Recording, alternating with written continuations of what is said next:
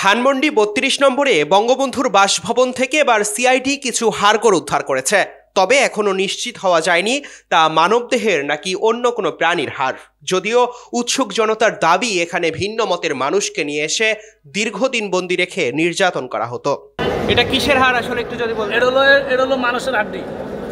হ্যাঁ, এটা মনে করেন যাবত এরা ৬-৭ মাস আগে মনে করেন ওনার এই অবস্থা। সোমবার সকালে ধানমন্ডি থানা পুলিশের উপস্থিতিতে সিআইডির ক্রাইম সিন ইউনিট ঘটনাস্থলে গিয়ে আলামত সংগ্রহ শুরু করে। তারা 10:15টার দিকে ঘটনাস্থল ত্যাগ করেন। এ বিষয়ে ধানমন্ডি থানার ওসি আলী আহমেদ মাসুদ জানান, কিছু হাড়গোড় পাওয়া গেছে। এখন সেগুলো মানুষের নাকি অন্য কোনো প্রাণীর সেটি নিশ্চিত হতে সিআইডি আলামত সংগ্রহ করেছে।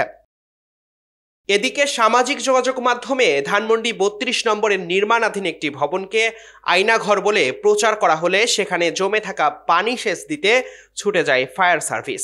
কাজ শেষে ফায়ার সার্ভিসের কর্মীরা ঘটনাস্থল ত্যাগ করলে উৎসুক জনতা সেখান থেকে কিছু হাড়গোড়, জামাকাপড় ও জুতা উদ্ধার করে।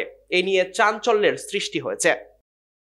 প্রত্যক্ষদর্শীদের দাবি, শুধু হাড়ই নয়, ঘটনাস্থলে রক্তের দাগ, জুতা, মানুষের চুল এবং অন্যান্য জিনিস পাওয়া গেছে। এমন দাবির প্রেক্ষিতে সিআইডির ক্রাইম সিন ঘটনাস্থল পরিদর্শন করে আলামত সংগ্রহ করে। আমাদের ছাত্র জনতা অনেক মানুষকে মারিছে। পুলিশ দেখাচ্ছেন বাংলার মাটিতে আনে, বাংলার মাটিতে আমি সরকার, বর্তমান সরকারের জানে বাংলার মাটিতে আনার জন্য ভাসি হয়। Tarek Rahman, news now 24।